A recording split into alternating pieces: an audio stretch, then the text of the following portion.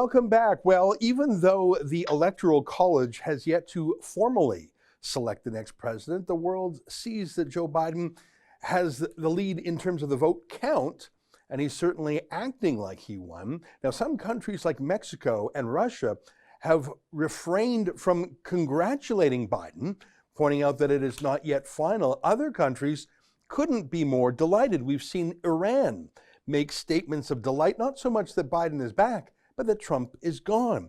We've also seen that from Venezuela. And what about China, the most important geopolitical military rival to the United States? What have they said? Are they waiting? Not at all. They are cheering and celebrating. Joining us now to go through some of their public statements is our friend Gordon G. Chang, the author of The Coming Collapse of China. You can find a link to that on Amazon below this video. Gordon, it's great to see you. China has this wolf, this lone wolf, this aggressive, combative style of diplomacy. They have not been very diplomatic in the last few days, have they? They're dunking on Trump, aren't they? Yes, the Global Times, which is controlled by the Communist Party's People's Daily, has actually gone after Trump. The most interesting thing that they've said in the last 48 hours is that they're concerned about what they call the final madness of the Trump administration. In other words, last-minute actions meant to make sure that President Biden is not able to reverse Trump's China policies. So there has actually been quite a lot of commentary in the Global Times and other media. Interestingly, Ezra, the foreign ministry, which is official, has yet to say anything. So they've sidestepped questions about congratulating Biden on his victory. And that is, to me, a mystery.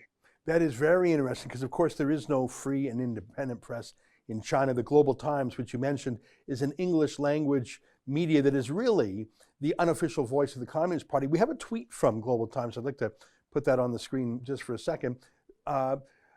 In his last 70 days in the White House, Donald Trump has no resources to allow him to stir up trouble, as Chinese experts suggest he won't be able to provoke military conflicts with China, but surprises could rear up, such as a ban on WeChat and TikTok. It's interesting that that's what they're worried about. I wonder what other things they could do. They could declare certain diplomats persona non grata. They could do agreements with Taiwan. What are some of the things that Trump could do in the next 2 months to cement his China policy that would be tough for Biden to undo?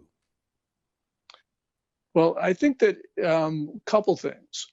So, for instance, the Justice Department could declare China's Communist Party to be a transnational criminal organization and maybe even prosecute it under the RICO statute, Racketeer Influence Corrupt Organizations. That would be difficult because essentially for Biden, he'd then have to come into office and say, no, I'm not prosecuting them for money laundering or selling fentanyl or whatever. With WeChat and with TikTok, I think those would also be difficult to undo, largely because, once you unplug an app, it's going to be difficult for them to come back.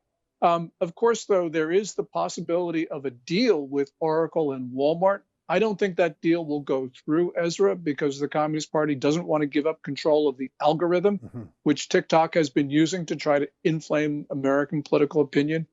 And there are a number of chip bans that could be imposed on Huawei Technologies, the Chinese telecom equipment manufacturer.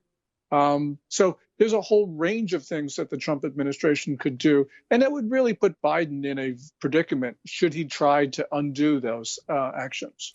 The comment by Global Times implies that Trump is a warmonger. In fact, I think the opposite is probably closer to the truth. In the last 4 years, he has started no new wars. He's built up America's military in terms of equipment, and he's got NATO to spend more. But I don't think he's been a provocateur. I don't think he's been looking for fights. He's brought some troops back. I think that might be Chinese paranoia or Chinese excusology for their belligerence. I just don't see Trump doing anything dramatic on the military side. That's just not anything he's done.